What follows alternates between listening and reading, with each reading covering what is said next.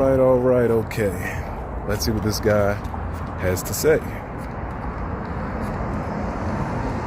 avoidant starts saying things to you like, how have you been?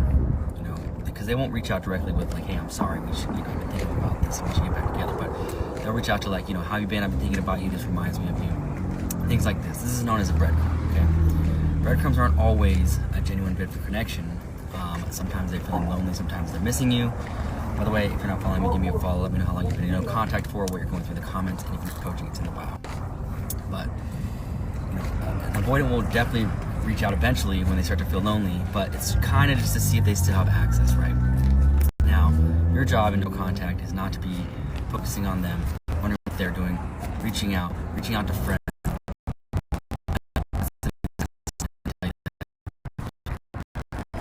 Many times, and it's all energy. Like you're in a very low vibration right now. You're in a very needy, desperate, angry, sad vibration, and that is not a vibration that retracts things in, right? This is why we need to learn to detach and let go. A lot of people are afraid to let go because they think that means I'm giving up on this relationship. It really just means that you are in a very neutral state, and that you are kind of like okay with the uncertainty of like what's going to happen, right? You don't know how it's going to happen. You're just okay with whatever happens, and that's where the magic happens, right? Because when they start to reach out, you can text them as if like, it's like a normal person, not somebody you're just desperate to talk to or desperately waiting for them and things like that. And this is when they start to like come back in. So when you notice these things, obviously, they say to match the energy, things like that.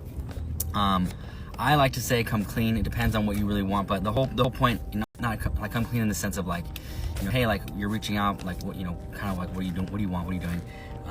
Because that'll either way or let them know like, hey, like I'm actually ready to get started again. Because if you match energy, a lot of times they haven't even put in the work yet, and trigger you again in this relationship, and then guess what? It's just gonna happen all over again because neither of you are really putting the work. Even if you put in the work, they will still probably bring you back down to that level because you have. But I think his main point has some weight to it. I think that avoidance, it's funny, all of this new terminology feels strange to me, breadcrumbing. I don't know.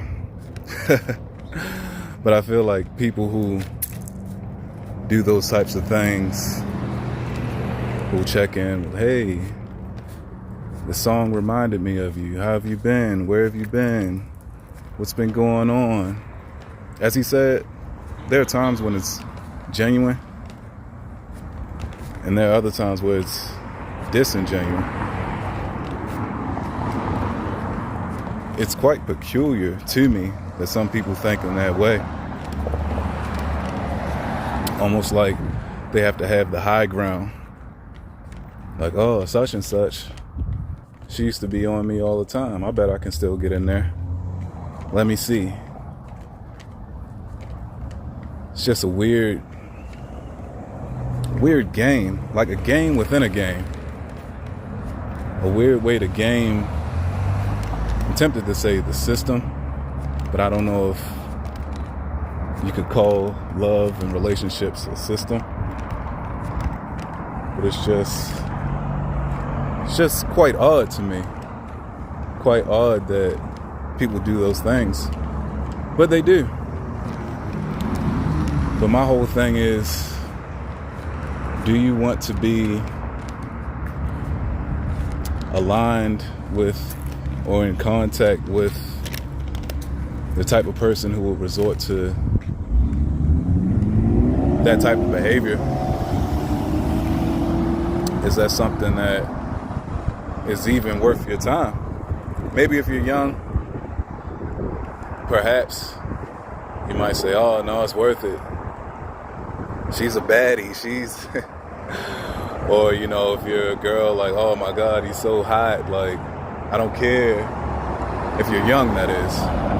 If you're older or if you've been around the block, then that shouldn't have as much sway over you.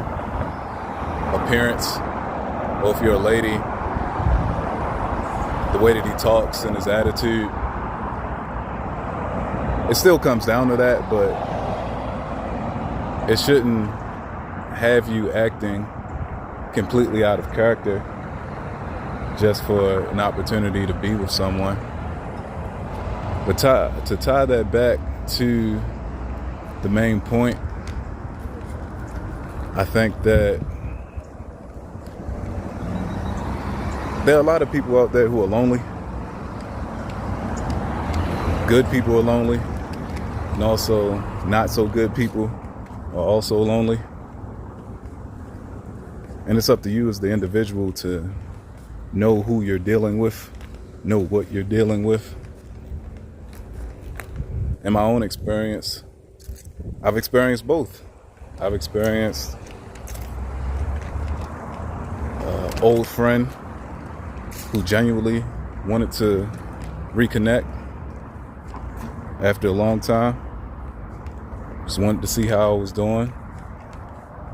And I suspect there's a bit more to it than that, if I'm being totally transparent.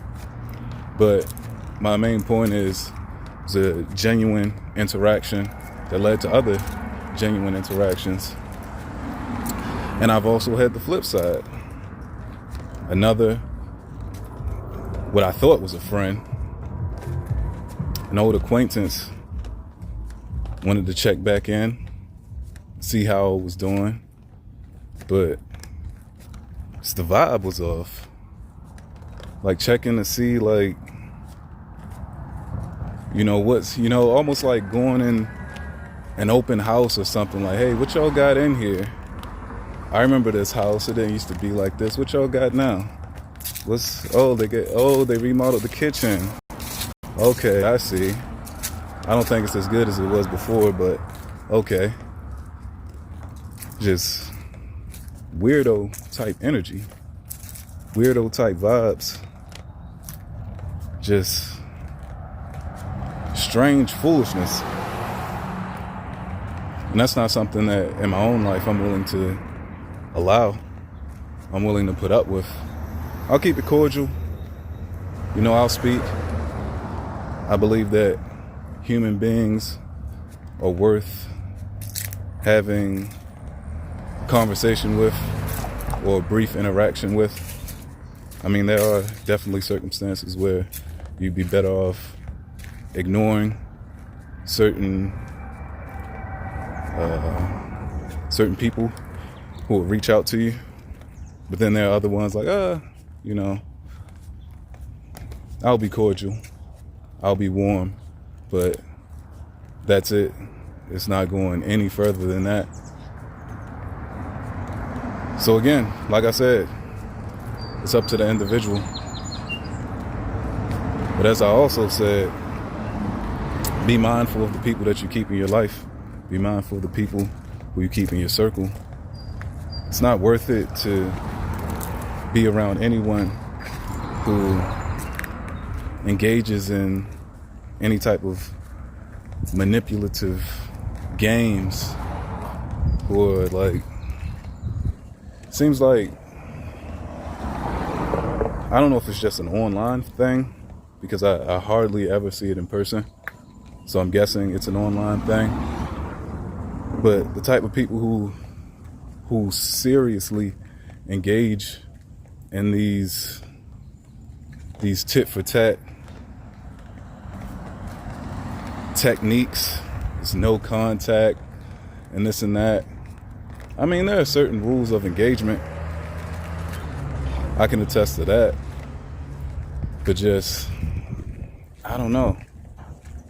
It seems like it's hard to build anything genuine or anything positive if individuals are both exercising these weird modern techniques to try to outwit or outgame the other person.